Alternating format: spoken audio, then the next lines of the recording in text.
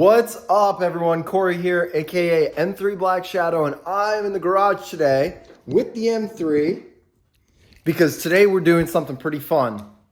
We got, bam, Supersprint headers. They finally came.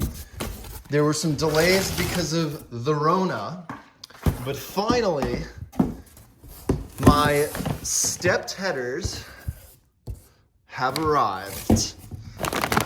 Look at these things. Wow. I am so excited to install these. So currently I have AP headers on there right now installed by the previous owner, and they're not so great. So we're gonna remove those, get these on, and then also while we're in there, we are going to put on, these are Jed's Einhorn Industries Unicorn Nuggets. And normally, this actually goes right through the shift carrier on the M5, but you can also use these on the E46. Additionally, we're gonna be replacing, if I can find them, the rear shift carrier bushing with the Turner Motorsport's poly bushing. We're gonna probably add a couple of these guys in there. And then we're also gonna replace this, which goes on the front and connects right into the transmission. And all of this will tighten up the shifter because right now, the shifter is just looking a little sloppy. Little bit of play in there. So we're gonna tighten that up while we've got the exhaust off and we're replacing the headers. So super excited to get this project started. Let's go.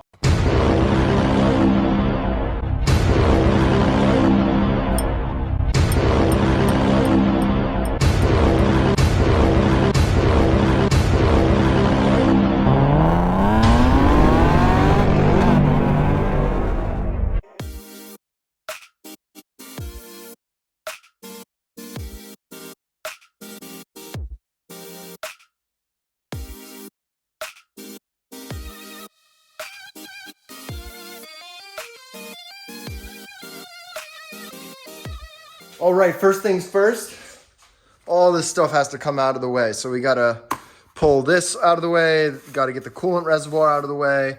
All of this stuff needs to get out of the way. We need to remove the heat shield, carbon fiber cover, we're gonna have to remove that. Might have to remove my beautiful DMG Autosport strut brace. And then we're gonna have to go under the car and we're gonna have to remove this plastic and we're gonna have to remove that aluminum plate underneath there. So let's get started.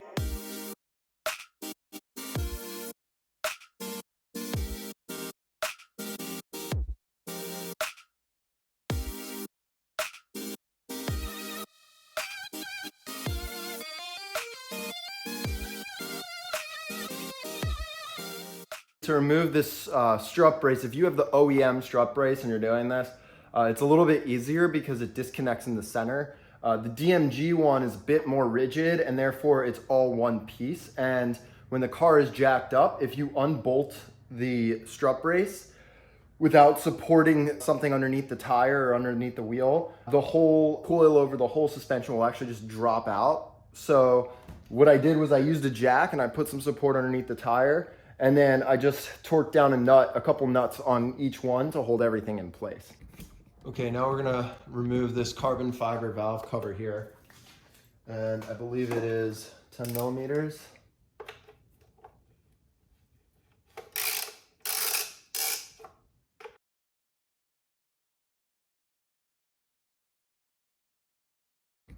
Okay, now we're gonna move this heat shield down here. So to do that, we're gonna try and remove these bolts. And there are a couple other things like this air, I think this is like some small air pump. So all of this has to come out of the way. I just have this little ratchet right here. It's got 13, 12, 10, and 8. But I believe that this is 10. Let's just double check. No. So it is 13 millimeters. I removed, there were two nuts that go on either side of the air pump. And then this heat shield is now loose, so I was able to remove all the bolts Actually, I guess they were bolts. I removed all of the bolts out of that heat shield. So now we just have to wiggle everything free.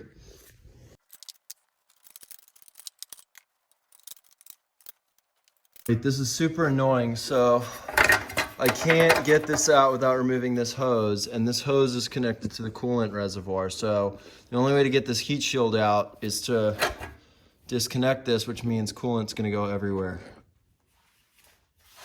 All right, so basically what I'm gonna do here, I have a pump. So I'm gonna try and siphon as much of this out as possible before disconnecting it.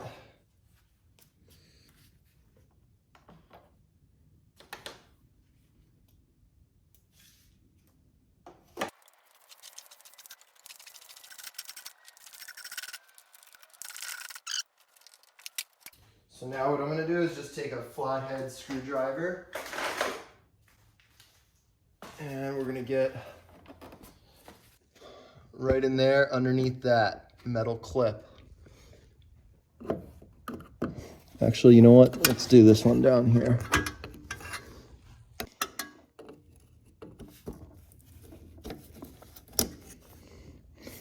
All right, we're still gonna lose coolant for sure.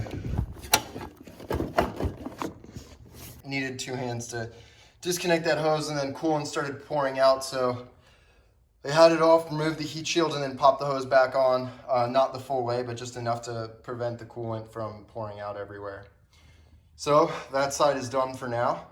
I should be able to reach most of the bolts from up top. You can see the top of the headers right there. Now what we're gonna do is just go underneath and remove all of the shielding from underneath. I'll probably get a little wet in the process because there's a bunch of coolant pooled up on there. Okay, so these are the AP headers that we're gonna be removing. And I have all of the shielding off down here. We're gonna remove this shield as well, and then we have to remove the section 1 of the exhaust. So we're gonna remove this piece right here, and then we'll have access to the shift linkage so that we can upgrade some of those parts with the Turner Motorsport and Einhorn Industries parts to tighten up that shifter. All right, so to remove this section 1, we have very rusty nuts and bolts that we have to deal with here. So first we're gonna just take a little bit of PB blaster and we are going to blast them. Look at those nasty things.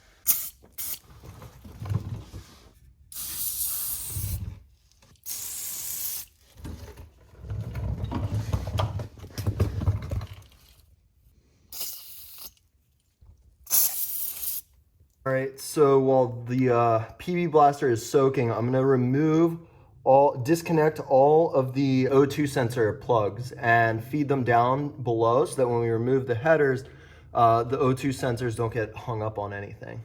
All right, so I was hoping we wouldn't need to remove where the cabin filter is, but we have to remove that whole cabin filter assembly just to get better access to the back so that we can unplug those O2 sensors, and I'll probably need access back there anyway to get the last 2 header nuts off. So this is pretty straightforward. All you got to do is there are little like spring twist clips at the top. You just twist those out and then you pull the plastic out and then you remove the filter, and then there are 3 Torx bolts underneath there. So you remove the Torx bolts and then you remove this wire holder right here, and then the whole piece just comes right out.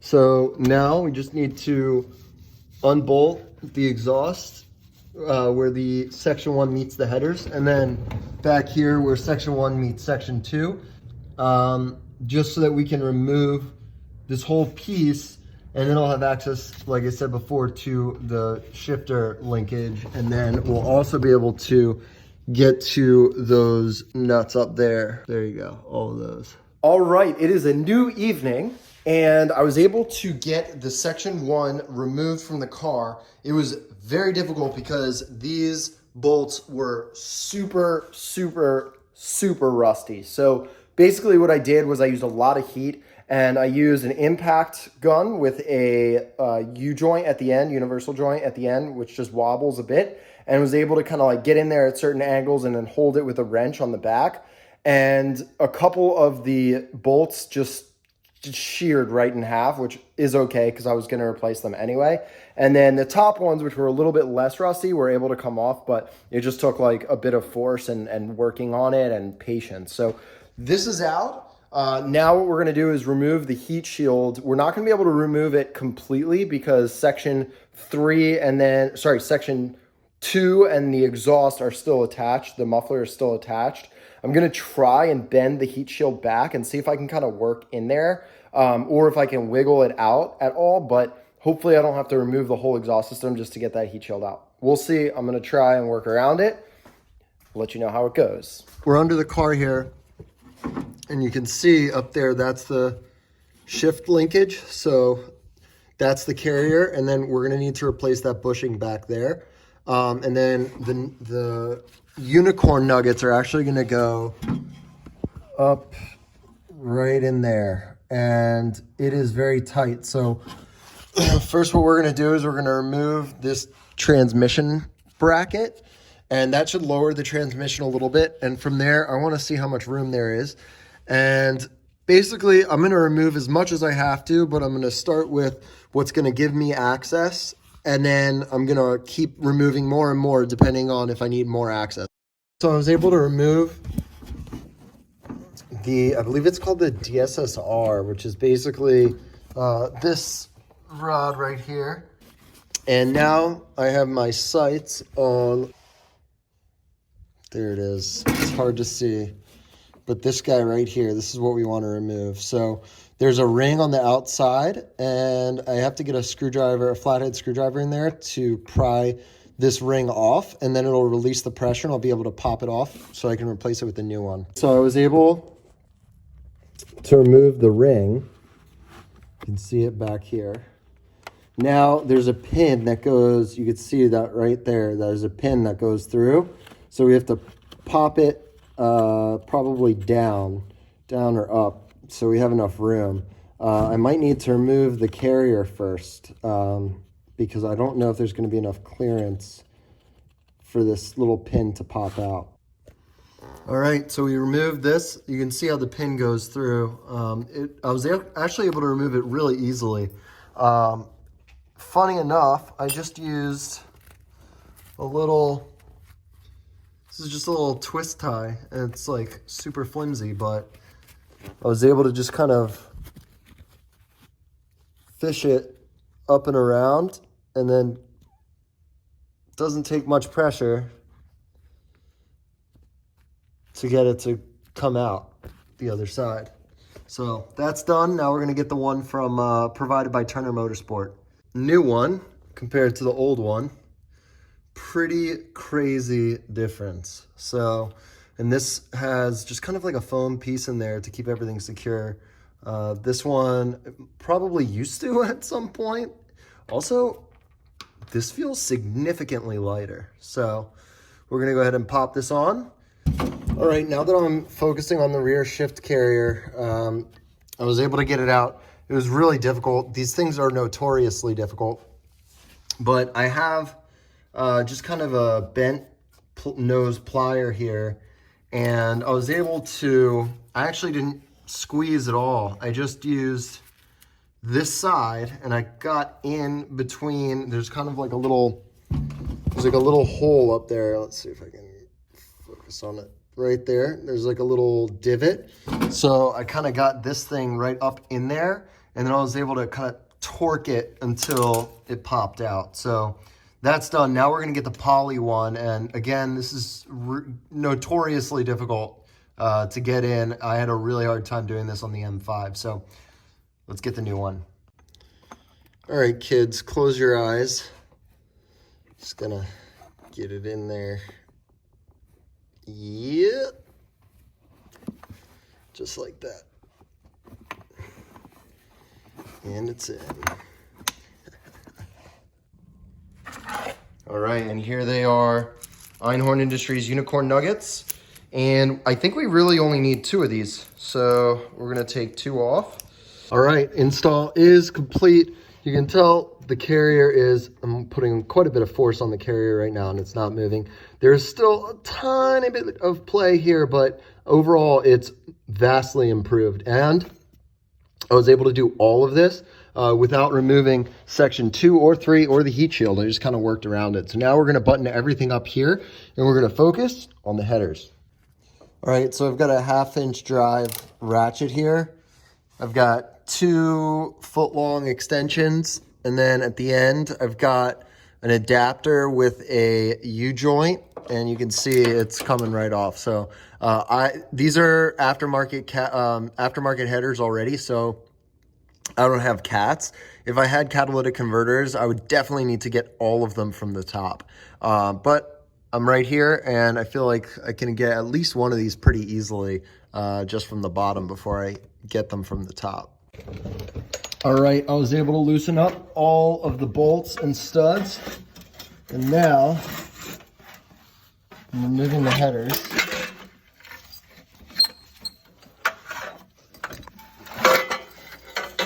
Here we go. That's one.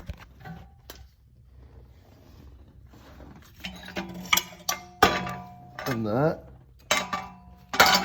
is 2. Look under there. Get these guys.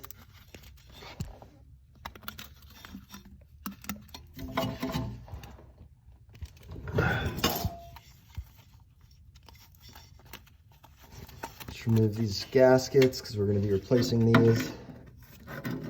And then we're also going to want to remove these studs. Some of them came out because the studs are a little bit rusty. So when I was removing the nut, the stud kind of came with it. All right, let's take a look at the difference between the Supersprint headers and I believe these are AP headers. That's what the previous owner told me. It's possible that they're not. So one thing that I noticed, if you look in here, there is this random like thing that just sticks out and blocks flow. Doesn't look good. I don't know what it's for. And so you can see that is not the case in the Supersprint headers. The other difference is that the Supersprint headers are a stepped design, meaning they start slightly smaller and then get bigger, which helps low-end torque and high-end horsepower. And then you can also tell that it is bent in such a way where I believe these are equal length headers, meaning each cylinder head has the same length, whereas here you can see they're clearly different lengths. This is much shorter, and you can see how this one in the back kind of wraps around to make sure that it's the same length. So there should be a pretty significant difference when it comes to power delivery from the Supersprint headers versus these AP headers. So you can see here versus here. And you can see how much more there are these really nice welds that go into each section. And you can imagine how much time and labor goes into designing and then building these headers, and how much more engineering is involved with building these Supersprint headers as opposed to these headers, which are clearly just pipes that are bent into place. The previous owner, I don't know, maybe like during installation, they did something, because I have a hard time believing that these are welds that were done by the same company that made these headers. So it was a mess. Super excited to get these on and see the difference.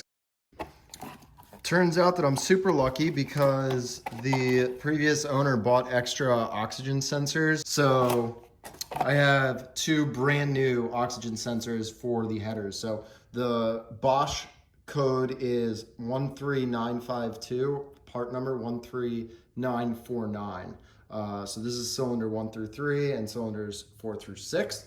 So all we have to do is take these brand new O2 sensors, just screw them in place. And then the only thing I'm gonna need to transfer over to the new headers is this temperature sensor. I believe this is the temperature sensor. All right, so to get this sensor off, I just have a 17 millimeter wrench. This is primarily used for the brakes so that you can kind of get around lines and stuff. But it works perfectly for this. And I was able to get it around, and then you just kind of take a hammer and bang on it a couple times until it breaks free. So just gonna pop this out and then install it on the new one. I'll probably clean it up a little bit first. All right, I got this all cleaned up. This is the EGT sensor, the exhaust gas temperature sensor. So I put a little anti-seize on there just to make sure that if I ever need to remove this in the future that I actually can do it. Okay, the last thing is this little thing. I have no idea what it is. If you guys know in the comments, feel free to mention what this is, because I'm really not sure. But maybe there was on the stock headers, maybe there was another O2 sensor here and it got deleted by the last owner, and this was in there instead, and it fits. So I'm just going to clean this up a little bit because it's a little bit rusty. It looks good. The threads look good. So we'll just go ahead and replace it and put it in there. And then we'll be done. These will be ready to install. Okay, same thing, a little bit of anti-seize. Just going to tighten it down. All right, so I removed all the studs. All I needed to do was use a vice grip. So I just used a vice grip, was able to twist these little studs out. So now I just have a paper towel with some WD-40 on it, and I'm just gonna clean this whole area.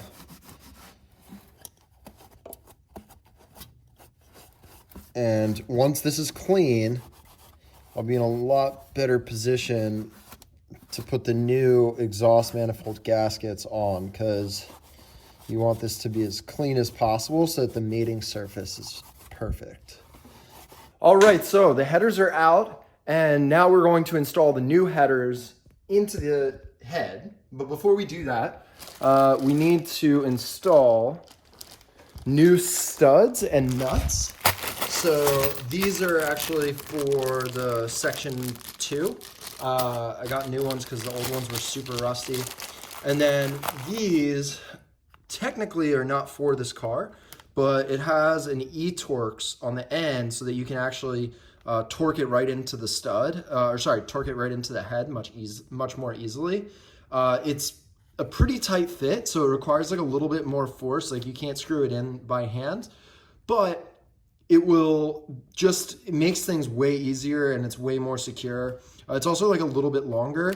It is a BMW part, I believe, so I'll put the part number in the description below. So we're gonna get these in, and then from there we have to put the gaskets, the new gaskets on. And then once that's done, then we'll be able to install the headers. All right, so this is just an E-Torx bit.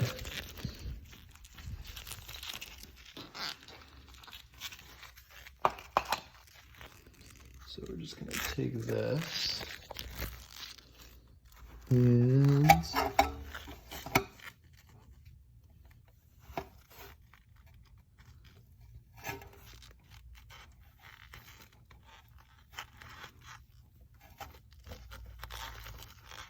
we go. So it only goes in by hand like a couple turns, and then after that you have to take this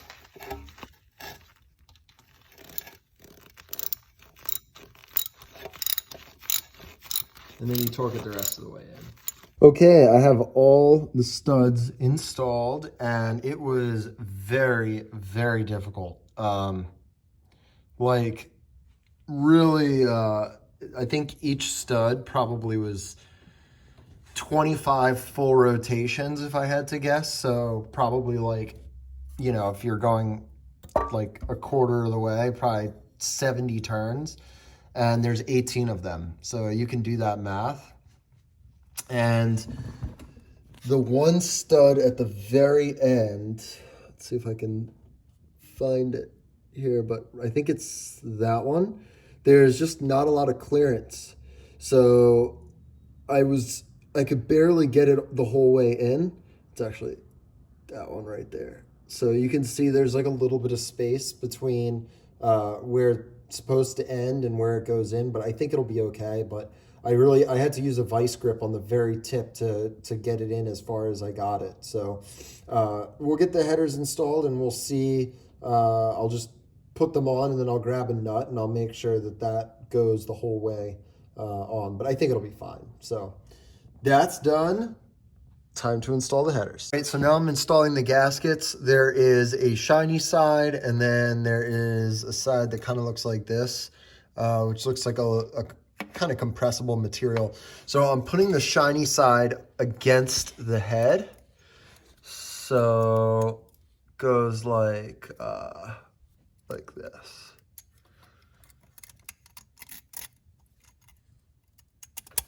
Just like that. All right. All the way around. Able to wiggle the headers in. It was very difficult to get them in because you basically have to put them both in at the same time.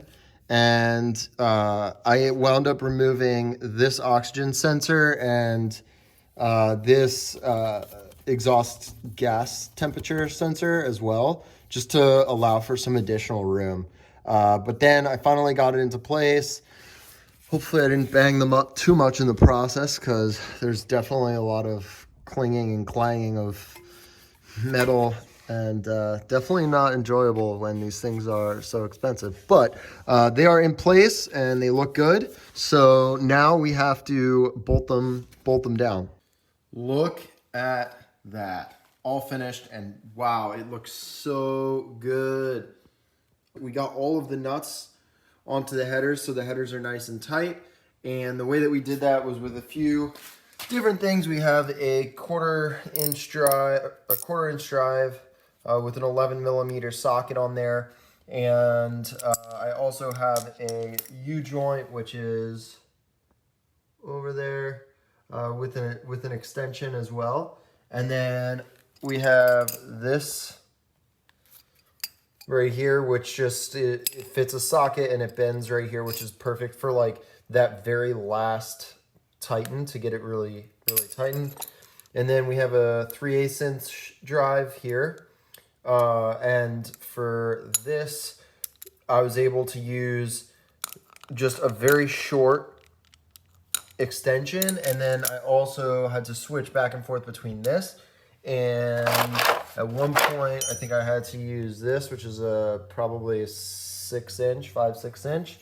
And then I also needed to use a slightly longer extension here. So just kind of going back and forth with these different things. I also have a U joint, which fits on this. So just going back and forth from underneath the car, there are certain nuts that you can access, and then going back on top, and you just kind of have to be patient. Oh, also, this was absolutely critical. This is an 11 millimeter, just an 11 millimeter wrench with this. It's open-ended on one side and then closed-ended on the other, and it has lots of little teeth in there, so you have more angles that you can kind of get it at. The hardest nut to get to on the install was the nut that was the furthest back, closest to the firewall. You really have to have small hands to kind of squeeze it in there. I managed to kind of force my hand in there to wrench the nut down, but I was pretty worried though that I wasn't going to be able to get my hand out. So I just kind of kept it in there and kept wrenching and wrenching and wrenching, and eventually I got it tight, and then I was able to slide my hand out. So that's it. Now we have to, I already attached many of the connectors. We have to put the heat shield back, and everything is basically the reverse of what we were doing before. Okay, so I'm back underneath the car, and these are just little gaskets that come with the system. So you put that around the pipe. This one was a little bit difficult to get on, so I just took a pair of pliers and went all the way around the gasket and compressed it so that it was just a little bit thinner and it was able to slide over. This one I had no problem with, but on this side, there's also, so this is actually welded onto the pipe, whereas on this side, it's not, it's loose. So you put this on first, then the gasket, then you take the section 1 and you put it on there, and you can fit it between these two pipes. So I got new bolts because the other ones were very rusty, And I also got new gaskets as well, because these are gross. So we're gonna get this thing up and installed, and then we'll be pretty much wrapped up. All right, so I hurt myself pretty bad. Yeah, I was bolting the section 1 to the headers, and I was torquing the bolt down, and the wrench slipped off of the bolt and hit me right in the forehead. And 21 stitches later, pretty small but very deep. Yeah, I had to go to the hospital and get stitches, and a little bit of a murder scene in here. Look at my pliers.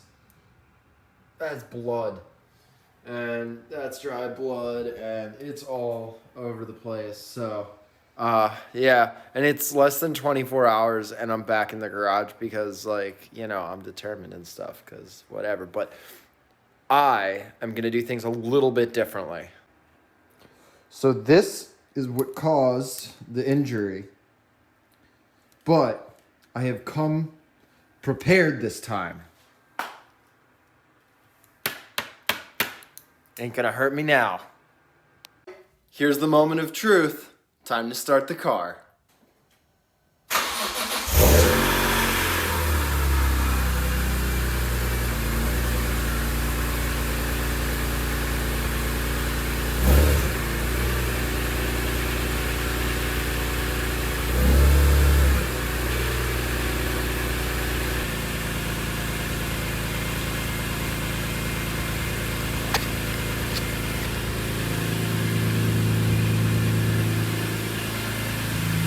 All right, so when I did this on the M5, I freaked out because there was smoke coming out from the engine bay, and there's smoke coming out from the engine bay right now. However, I learned that this is just oils and PV blaster that was sprayed on, and it's just burning off of the headers, so this is completely normal.